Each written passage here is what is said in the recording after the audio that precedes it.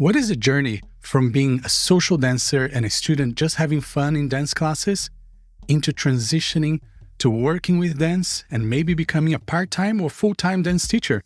And how to avoid a burnout and have a balanced work, life, and passion experience? Well, let's find out.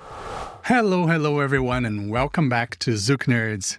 In this very special episode with our guest, Raven Benko, we will continue our conversation about dance teachers' responsibilities, expectations, and struggles. Specifically in this episode, we're going to talk about the longevity of this job and how to make sure that you as a student can facilitate a better work-life balance for the community leaders, or as a community leader and teacher, we can take more responsibility and make sure that we avoid burning out. So, let's go.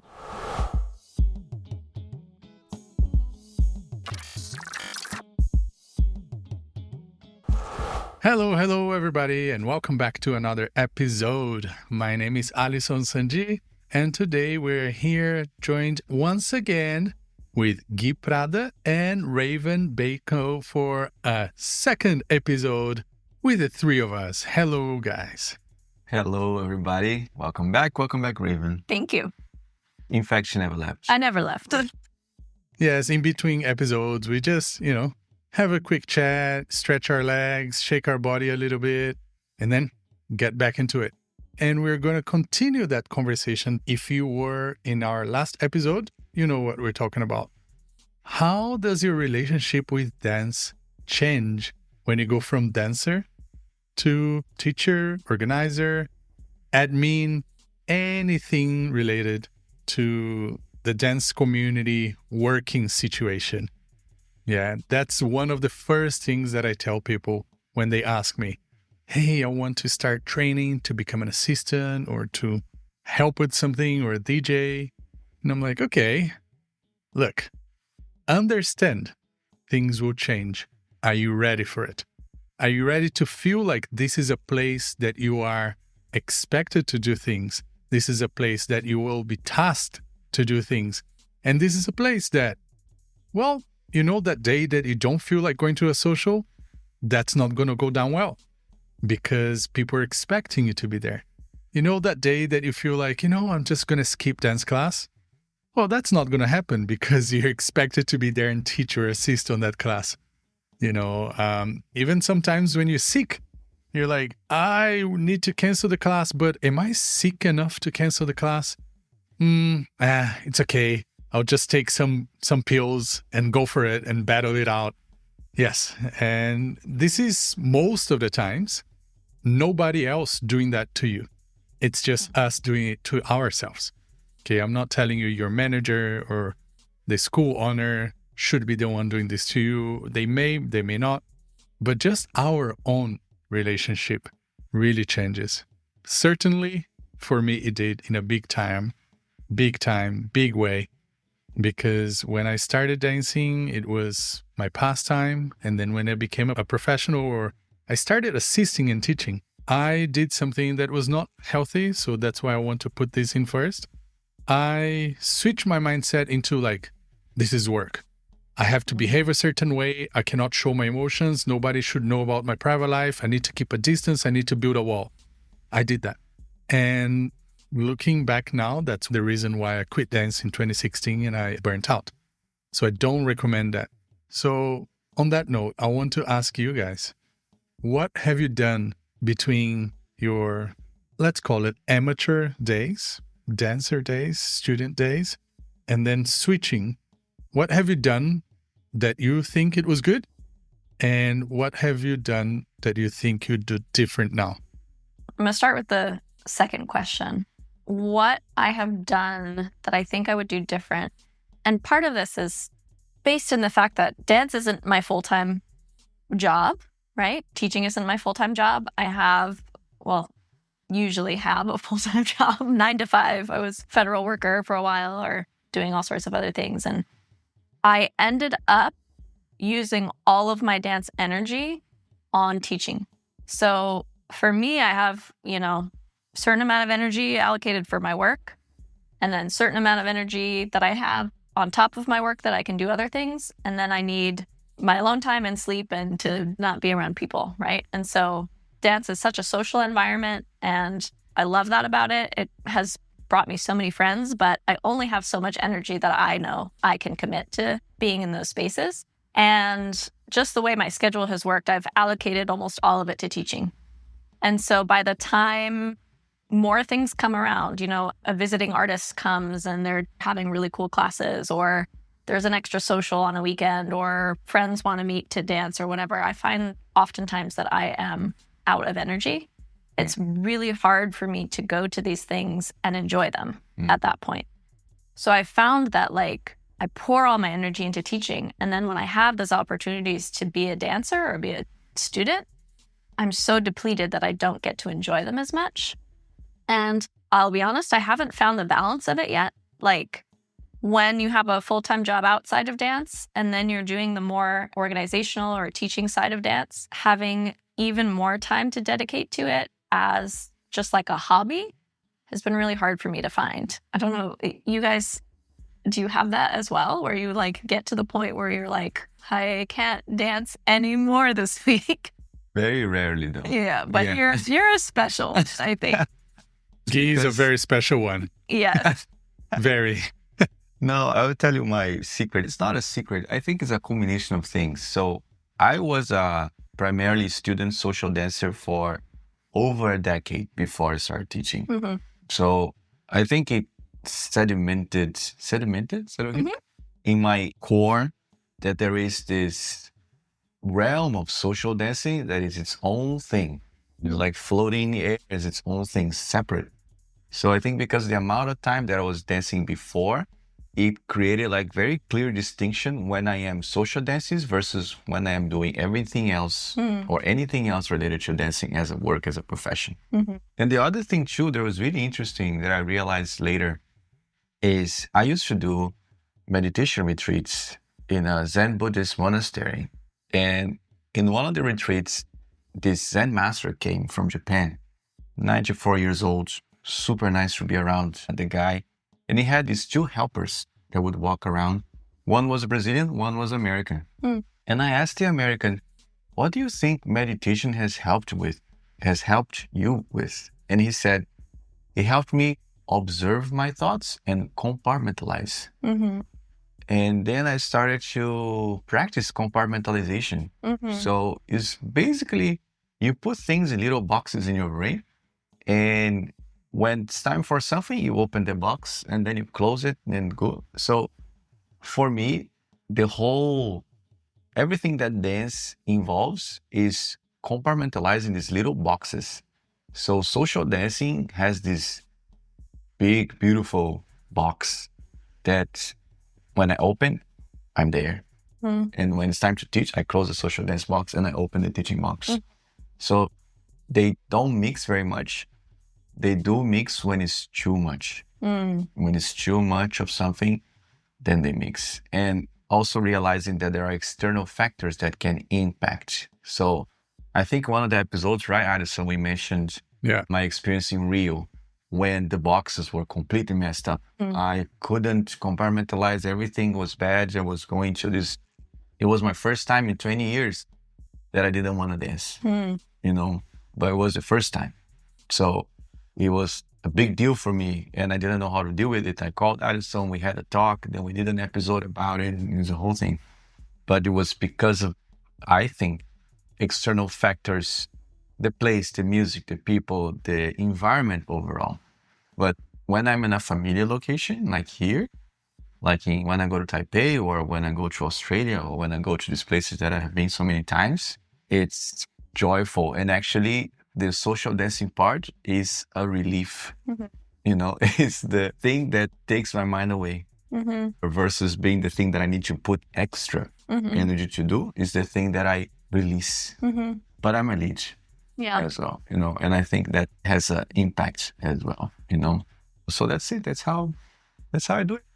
And how did you make that switch between the jumbled mess into the compartmentalization? What was your process to get your brain to do that? Let's say when you were in Rio and everything was a mess, and then were you able to get back to a place where dancing was nice again in that spot? No. No, I left Rio completely scrambled. It was very, very, very intense because this thing we talked about in the last episode, people are watching you. There's some expectations of how you should be, how you should go. I was all that in Rio, feeling all that all the time. I was dancing with people that I love dancing with, but I was not feeling the dance. It was just, I was a puppet of some external force moving my body around. But when I went to Taiwan right after, I think Taiwan was my first stop, I think. Yeah. I mean, when I left Brazil and went to Taiwan, the moment that I got in the room, in the first social, I snapped back into the boxes, organized themselves. I don't know why. I don't know what happens because people are still watching me. But the way that I process how they do it, I judge it to be more friendly. I judge it to be more forgiving, or I judge it to be more respectful. I don't know what it is, but I created this story in my head that when I was in Rio, the observation was not in a friendly way. And when I am in Taipei or when I'm in some other place, the observation is in a friendly way, So that changes everything. Yeah. And again, just a story in my head. I have no idea if that's true, but that definitely made an impact. Alisson, I know you have a lot of boundaries for yourself. How does that help? It helps a lot. Yes, because of what I mentioned before, I quit dancing in 2016 and I came back in 2017. And that's when I was like, okay, I'm back, but it's going to be my way. It has to be my way. Otherwise, I know I'm going to go to that dark place again. So there are many, many things that I do. At the start of the year, I plan all of my time off. And I don't change for a thing. So it doesn't matter how much money people offer. I'm like, nope, this weekend I'm going to be off. That weekend I'm going to be off. The same with the amount of hours I teach or dance on that week. So if I plan my week and I already allocated my energy throughout the week, and I know that Friday evening I'm not going to be dancing, Saturday, Sunday I'm not going to be dancing, and then somebody tells me, hey, there's a social on Saturday. Do you want to come? I'm like, no. Oh, but are you free? Yes. But why don't you want to dance? I'm like, well, because I did not allocate that energy for social dancing on that week. Or somebody asked me, hey, do you want to do a private lesson? Do you want to anything? I said social dancing, but it could even be a private lesson or a group class. If I cannot move things around that week in a way that is going to make my week okay, then I just say no. One thing that I always repeat to myself and to anybody who asks me is this. One time I read in this book that you need to say yes to yourself and to whatever the thing is. If you say yes to the thing, you say no to yourself because you're only prioritizing that thing, not you. So I always analyze, is this a yes from inside and for the outside? Or is this a yes that is only for the outside because of expectations or trying to please people or not trying to upset people, blah, blah, blah, blah, blah? Because if that's the case, I'm sorry, but I'm staying back. If I upset people, I'm sorry. I just cannot be there today for whatever they invite me today or this weekend or whenever. It's tough a lot of the times, but with anything, with enough practice, it becomes easier. Yeah. At the very beginning, for me, it was very hard because saying no to work, like, what the hell? Say no to work is like, no, this is my life. I could never say no to a social. I could never say no to hanging out with my students. Could never say no to a private lesson or to a group class. That's paid work. When most of our work, 80 to 90% of our work is unpaid because it's outside of a dance class. So like just to start saying no to those things was crazy. But then I realized that not only I respected my time better, but everyone else started respecting my time better, not just expecting me to be available anytime and be okay with anything, you know? So when I was trying to, align my life with the energy that I have and to make sure that I'm always happy with everything that is happening, I had to make those tough decisions. And in the end, I feel like I can do more things now because I am, like Guy was saying, compartmentalizing my life in multiple different boxes, and every box gets that amount of energy. Sometimes it happens that I am not 100% sticking to the boxes, but that means something's got to go. If I'm in a week that I'm only teaching and I'm supposed to do ZoukNerds, I'm supposed to do some admin on some website, but the teaching takes me out, nothing else is done. Yeah. And I may feel like that weight on me, but I feel like this is good for me. I feel bad for not doing, but I feel good for not doing, instead of like burning myself out again. Yeah. So that's why I really, really have to have very strong boundaries on my decisions and stick to them. Yeah, I've taken some of those. I think we've had this conversation before on, how you use your time and stuff. And I've taken some of those concepts and used it when I've been scheduling my time, and it's helped a lot. Where, when a student would ask me for my availability for a private lesson, before I would look through my week and I would see every moment that I could potentially fit a 1 hour in, even if it was between my hour-long metro ride from work, the hour that I had before I had to leave again for teaching another class. I'd be like, God, there's a free hour. And I would give them everything. And then they would always schedule the worst hour for me. Yeah. And it would make my life hell. And I would dread the lesson the whole day. And I would be tired going to the next class. And I finally got to the point where I was like, I'm trying to people please. Like, I'm trying to make everybody else make their life as easy as possible. But then I end up showing up depleted. So they're not actually getting what they should get out of me. Right? Yeah. And so even just the simple act of looking through my schedule and limiting myself from going, when do I actually want to teach a private lesson this week? Yeah. Do I want to do it after I have to do a really big meeting at work on Wednesday? Probably not. Probably not. Do I want to do it, when I've taught until 11:15 on a Monday night? Probably not. And that's really helped. And I've noticed, like, I haven't lost students. My students haven't just gone like, well, I'm going to go somewhere else. They're like, great, I'll make whatever time works. And you're like, oh, yeah, we're all people. I forgot. Like, we all have schedules. And I think that's very important what you're saying here, which is making sure that you're showing up 100%. That's the main reason when I feel bad, I make sure I turn that around and I'm like, don't feel bad. You know that you're saying no because you don't want to show up at 50% or 75% to the things that you already said yes. You already said yes to this bunch of things. If you squeeze another thing in, everything else loses because we only got so much energy, patience, and time that we can give to people. So we need to make sure that, yes, if you have extra time on that day, sure, great, feeling good. But if you're already busy and packed, energy-wise, not time-wise, because like you said, sometimes that time that you have between things is the time that you normally have to re-energize yourself or just clean up, like finish office work, kind of go home, do not much, have a shower, eat something, and then go to teach feeling 100%. That is your time to do that. That's not free time. right. Your time to re-energize is not free time. So another thing that people always ask me, hey, Alisson, when is your day off? I'm like, why? Oh, I know you're so busy. You're always busy. I want to invite you to go here or there, here or there. And I'm like, okay, not on my day off. Yes. You're like, but why? And I'm like, my day off has 0 schedules. If there's one thing scheduled, that's not a day off for me. Because my life is all about schedule, and being in different places, talking to different people on schedules. So if you tell me, okay, on your day off at 12 o'clock, I need to be somewhere, that to me became a work day. Even if it's something fun you wanted to do. Exactly. So I always tell people, if you want to try, send me a message. If I reply, we'll figure it out.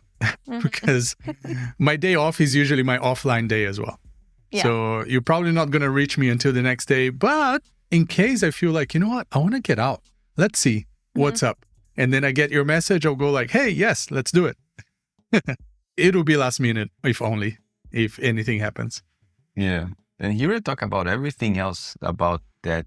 And I was curious about the social dancing aspect that we mentioned in the first episode, not the first, but the previous one. How much do you still feel in your head when social dancing because of the teaching position? Like we had a social this Sunday, for example, then. It really varies. And a lot of it is based on how much energy I show up to the event with. This Sunday, I felt energized after the classes that we had. And I came and I only left early because the floor was slippery and I tweaked my ankle. And I was like, if I keep dancing, I'm going to be injured and I have to teach next week. So I left. But I had some great social dances and I wasn't in my head and it was really nice. But a lot of times, I think one thing that helps me come to a social and like actually just enjoy the dancing itself is like making sure that I put enough boundaries between my students and I, but not too much that I can't enjoy their presence as like a person, you know? Because it's very easy to show up like as the teacher in class and come and do the work and have the students and then just like not have any personal interaction with the people. And then when you come to event, they only know you as the drill sergeant, the whatever, you know, the person who's inspecting their footwork. And when I started having conversations before and after classes with people or getting to know what people do for work or just very basic things like knowing people as a human, it became much easier to come to a social dance and not feel like I was just dancing with my students, but feel like I'm like here with a group of friends enjoying some time together, you know? Yeah. But that also comes with very delicate balance, especially as a female teacher, that the boundaries don't get crossed too far because you are, this is going to sound maybe bad, but you are kind of selling your time as an instructor, right? And if people start buying your time, not for teaching, but for being around you, that's when it can become very difficult and problematic and complicated. And you have to like really moderate I've found I have to really moderate how I interact with my students in private lessons, in classes, to the point where they don't think there's no crossing of like romantic or any kind of boundaries like that, you know? And for me, like I invite people into my home for private lessons. And sometimes this is maybe kind of sad, but every time I have a new student come to my home, I tell someone, this person is coming to my home. This is their name. If I don't talk to you after this class, I've been murdered in my apartment. And that's not something that I think all male teachers think about, but I absolutely think about it. And there are some students where I won't meet with them at my house because like I get some sort of vibe or interaction that like I don't know if they'll respect the boundaries. And so, you know, I only meet them at District Zouk or something like that. And so that's a very curious boundary for me to play around with, especially in social dancing. When I was just a social dancer, just a student, I loved Zouk, the structure of Zouk and the way that you could move as a woman that was expressive of your sensuality, but wasn't taken as like a sexual insinuation. Yeah. And of course, some people would. I would dance and then they would see like, oh, she did a body roll near me and now I'm going to like get closer and like try to get, you know, and that would, you know, I'd never dance with that person again. But usually I could have a dance and enjoy the full ability of how my body moved and then leave that on the dance floor and walk away, which isn't something that I can do on the streets as a woman. I can't let my hips sway in a certain way in front of people. I can't project my chest out and up in front of certain people. Like there are things that I have to moderate in my body in day-to-day life that I didn't have to think about in Zouk, which was amazing. But bringing in that aspect of an instructor, I find I have to reel that back a little bit, which definitely puts me more in my head, you know, where not as free as you used to be. Not as free as I used to be. And I know that I want to represent myself in a way that other students can watch me and repeat, and there's nothing problematic in it, you know, because they will watch you and they will repeat. So I had like this experience at a social dance one time where I was dancing with a friend, like we're very friendly, very close, and Pony came on. I'm riding my pony. And this lead went wild. he was having like the most fun of his life. And then another lead came and started doing a striptease next to us kind of dance thingy on the floor. And we were laughing and having fun, right? And at some point in that dance, the lead's hand came up to my throat and then released again. But it was like part of a movement, you know? And I didn't think anything of it because I was very comfortable with this person. And then I end the dance and I realized there's a whole crowd of people that were watching it. And I go into another social dance that night and someone I've never met before puts their hand on my neck like this, just straight from like a lateral with no reason, no lead, no, it wasn't like you were trying to do anything. And I went, oh my God, what just happened? And what did I just like present to the community that showed them that that kind of behavior is okay, just writ large, without having the different backgrounds and history and ability to read body language and all that kind of stuff, you know, because that is taught. And a lot of times people will just see and go, oh, I can choke a girl on the dance floor. Great. You know, and it's just awful. Right. Yeah. And so like I made pretty clear boundaries when Adai and I were teaching together, because we were also romantically involved, that we would not kiss on the dance floor. We would not do anything that if someone who didn't know us looked at us and went, oh, these strangers seemingly danced and then started making out, I can do that too. I'm going to go dance and start making out, you know? And so there's things like that that I have to think about just kind of as a dancer in general, but especially as someone who's watched more in the community that I like maybe would consider being more flexible on before when I was a student versus now that I'm an instructor. I'm like, yeah, there are certain things that I will not do on the social floor. And I have to really pay attention to how the person I'm dancing with is reacting to me. Because if it starts going in a specific way, that could become problematic for me professionally, you know? And it could set a precedent between a student and I that I don't want to set, you know? And so there's a lot of that kind of thinking happening as well. Like much more self-conscious of everything that's going on. Yeah. We talked about this in one episode, I think, when I had this realization that people were really watching social dancing. I was in a social salsa with Sylvia. So back in the day, I was in a social. Then I looked around and was like, man, these people are awfully looking like me. Like their hands are in the same place, like they're doing the same things. And then it clicked that people are watching. I also established some sort of baseline form of dancing that if I would like somebody to repeat or mimic what I do, I would like them to mimic this thing here. Exactly. Yeah. So establishing like this baseline way of dancing and making peace with it. Like it's actually fine for me to dance this way. Again, I'm a lead, so it's a different vibe completely. But it totally resonates with me, this thing of understanding that people are watching, that people are going to mimic what you do. They're going to do what you do. And then you being mindful of what you do, maybe at all times, until it becomes autopilots and then you just flow.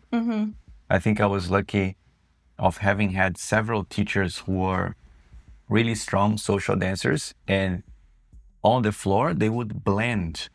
Yeah. You couldn't see, by watching from afar, you didn't know that person was a teacher, you know? And I think nowadays, as teachers, when you become a teacher, subconsciously you think you need to dance differently on the floor, like a little bit more, you know, more pompous, more peacocky, or more, or showcase more your stuff because you are the teacher. Yeah. And I remember having a conversation with Kelsey about that back in the day, where we had this very emotional conversation where she was upset because the way we danced changed after we started teaching together. And we would go to the floor and our dance was completely different from the dances that led us to teach together in the first place. And it was my second light bulb when I was realizing, my God, I am indeed dancing differently just because it's you. Just because it's you, oh, people are watching. We got to do stuff. You know, so after that conversation, actually, I was able to release myself a little bit from that pressure. That people are watching. Now we have the cameras on the floor, and that's an added It's an added thing. Before it was just people's eyes. And now it's a camera. That people can watch later. People can watch later. And study. Exactly. So now that's the other challenge of when the camera shows up, trying to maintain, because it's not only the cameras, it's the lights that comes with the camera. Yeah. It's a whole thing that literally changes the environment you were dancing, and trying to maintain what you were doing before is, for me, the new challenge, because I think I overcame the challenge of the eyes. You know, if I'm dancing with people that I teach, I'm dancing with you, if I'm dancing with Ting, if I'm dancing with Paloma, but we are in the social, I'm doing social dancing things. Yeah. You know, even if people are watching, because now I want them to see the chill social dancing thing that I actually do. And if the song is crazy, we go crazy. If the song is chill, we go chill. It is definitely something that is challenging, I think, to overcome, or at first to even realize at first that people are watching. And they're watching, like you said, the hand on the neck, but sometimes we would dance and then we would hold with both hands, with both arms, but people wouldn't see how long it took. The progression. The progression for us to get to a full hug. You know, so people are copying the results. They're not copying the process. Yep. You know, so starting to make my social dance a longest process that never gets to a result. Yeah. Yeah. So if people are copying, they're copying this thing. And then again, making peace with that and actually having fun with that, you know, and releasing yourself from needing to be or to do a certain thing. Not as easy when the camera is on, but a lot easier now when it's just eyes. Yeah, it's very hard, this social dancing thing, because like I was saying before, you may just want to go to the social to socialize, but are you allowed to? You know, you may go to somebody's party to socialize, but are you allowed to? There's actually a time that I stopped going to people's barbecues or birthday parties that they would invite me to, because without a fail, every time they would ask me to do a demo. And I would go like, guys, can I not do, like, I'm not prepared. I didn't bring anything. And I just, you know, I've been teaching the whole day or the whole week, and I really just want to be here, hang out with you. And they're like, oh, but we want to see it. Or my friends want to see it. My parents want to see it. My dog wants to see it. Yeah. And then you feel that pressure and you just do. And then I started feeling like, you know, I can't accept invitations anymore, because now when people invite me to go somewhere, they're expecting me to do a show. And I'm like, that shouldn't be the case, right? Yeah. So instead, what I've learned to do after the whole thing of burning out is to just set clear boundaries. I'm like, there is a birthday party. Yes, I would love to go to a birthday party. When? Oh, this day. Okay, cool. Are you guys planning to do any dancing? Oh, no, not really planning. But, you know, if people want to dance, they want to dance. I'm like, okay. Because on that day, it's my day off, or I'm going to come from teaching all day. So as long as it's okay for me not to dance at all, I really just want to be there, socialize and talk to people, I'm more than happy to come. But if it's going to be like a dancing thing, I better not be there, because that's not what that time of the day is meant for me. That time of the day would be meant for non-dancing activities, or even just sometimes I'll go to the social, and I feel proud when I can do this, because I want to go to the social and I want to talk to my friends. I want to see my students. I want to socialize with them, but I don't want to dance. So I will go to the social and tell everybody, no, I'm not dancing tonight. Everybody's like, they kind of glitch. They're like, why are you here then? I'm like, because this is a place of social interaction as well. You know, I understand that for most, they come here to dance. But you know, a lot of the times I ask people, like, did you have a good time? Oh yeah, I had a great time. Did you dance a lot? Oh, not really, but I caught up with a lot of people. I talked to my friends, and it was a great party. So you don't have to dance all night. Yeah. But you need to set clear boundaries. You know, are you feeling social enough to be around people? Good. Social enough to be around people and dance? Yes, no, maybe. You know, kind of going through, I have like spreadsheets in my head of like systems of how I do things.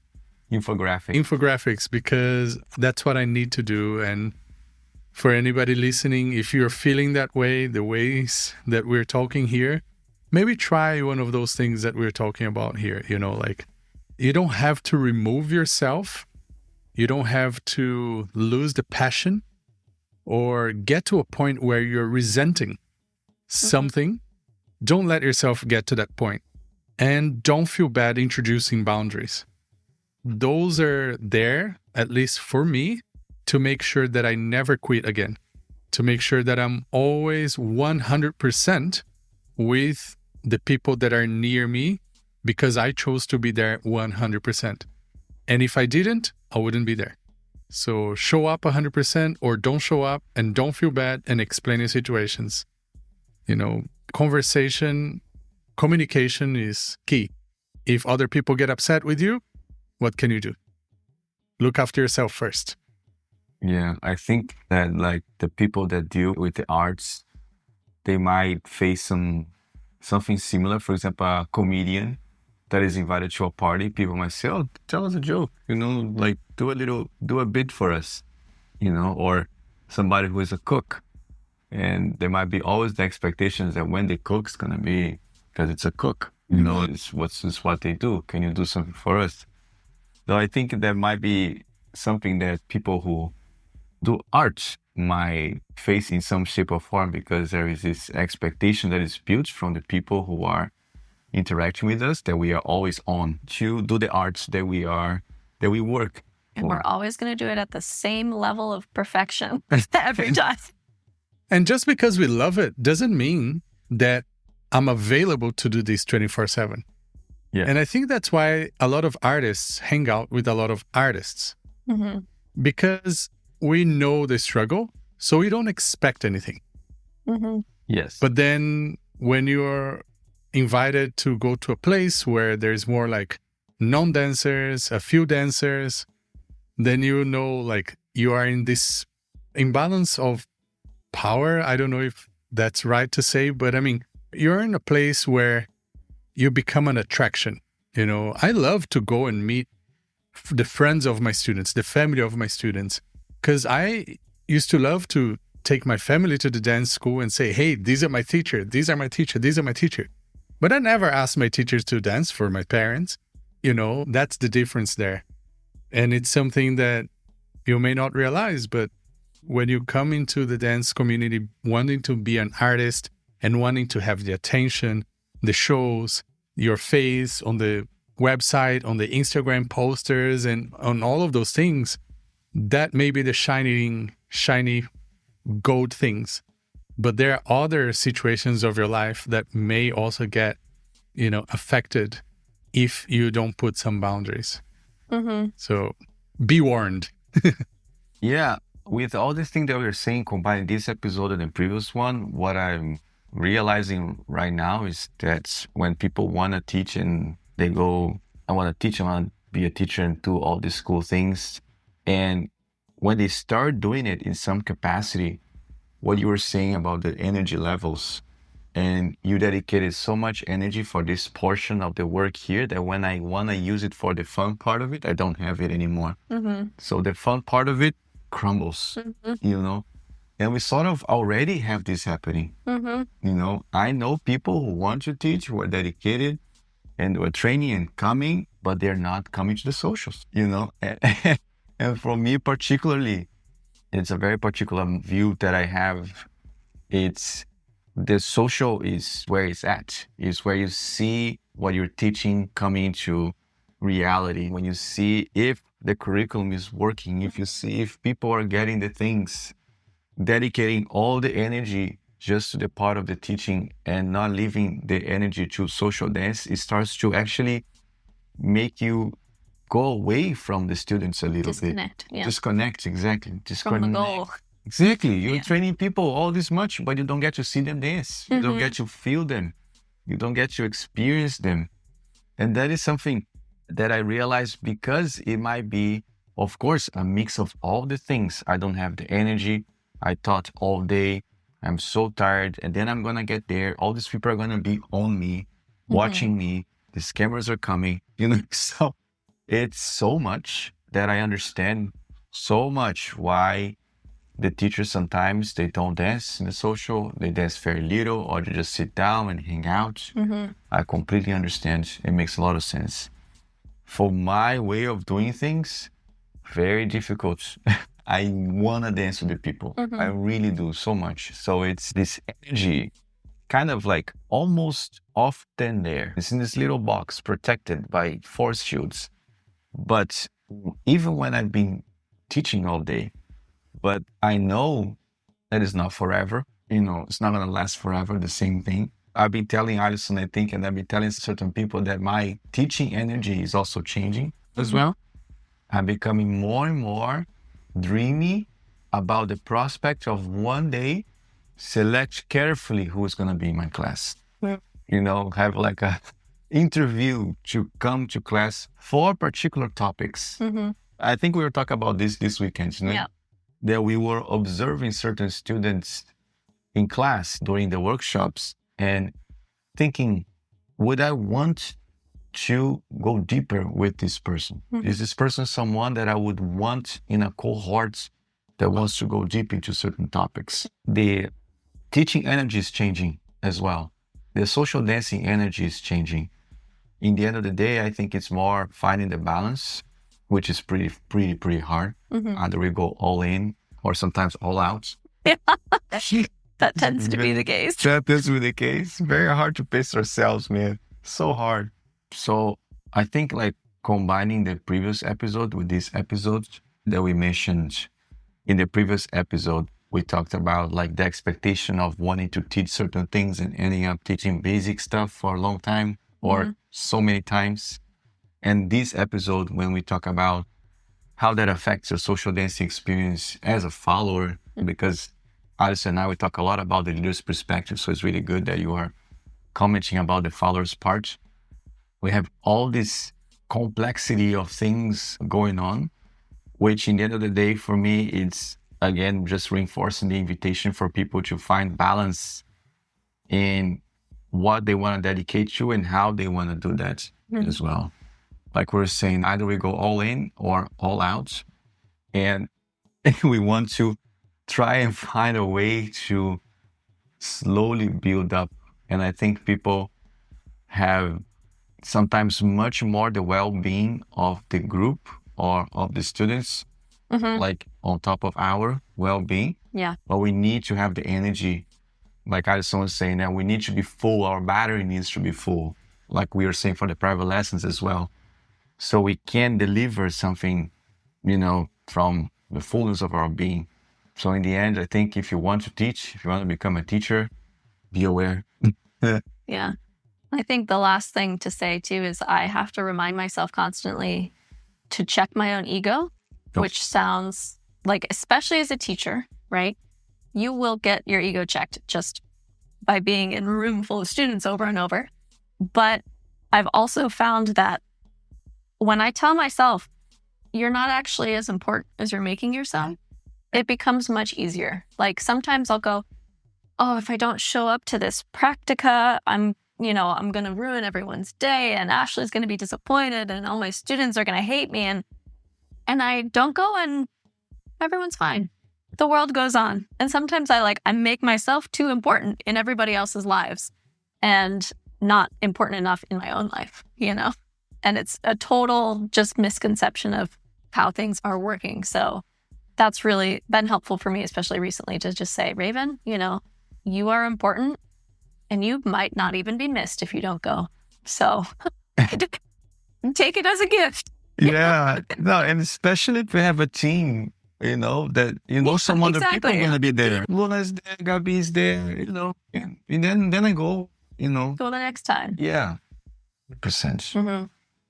Well, that's a great way to put it, in a self-loving, but at the same time, setting boundary way and going like, nope, excuse me, but no. Yeah.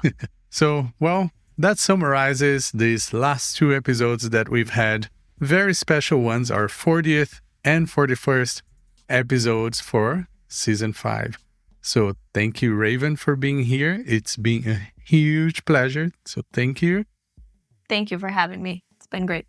And thank you, Guy, once again for being here with us. Always. Let's do more. And thank you all for joining us, and we'll see you on the next episode. So thank you. Beijos, abraços, and ciao. Bye, everyone.